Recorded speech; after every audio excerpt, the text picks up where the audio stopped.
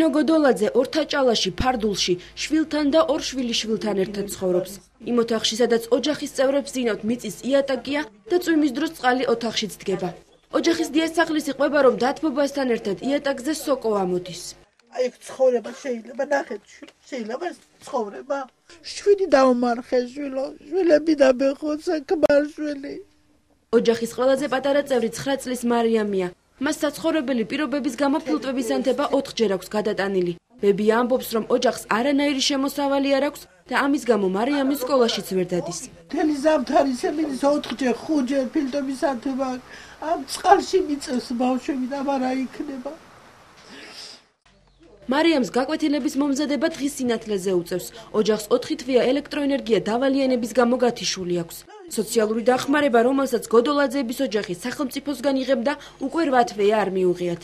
ბოლო შემოწმების შემდეგ გოდოლაძეებს დახმარება მოუხსნეს. რატომ მოგეხსნათ სოციალური დახმარება? იმიტომ ტელევიზორი ნახეს ეს დიშუნა მომიტანა შვილო ეს ტელევიზორი. და მათში ვარ. განარა ნახეს ჩემ გაუბედურებულ ოჯახში შვილო რომ მე ეს მომიხსნეს.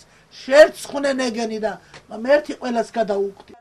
ნინო გოდოლაძე ამბობს, რომ დახმარება ყველა სახელმწიფო უწყებას თხოვა, თუმცა მის თხოვნას გამოხმაურება არ მოჰყოლია. პარლამენტიდან დაყოლებული ყველაფერი, არც ერთი პარლამენტარი არ არის, ჩემი განცხადება, 5 განცხადება არა მაქვს შეტანილი, არავინ არაფერს ვერ ხმარება.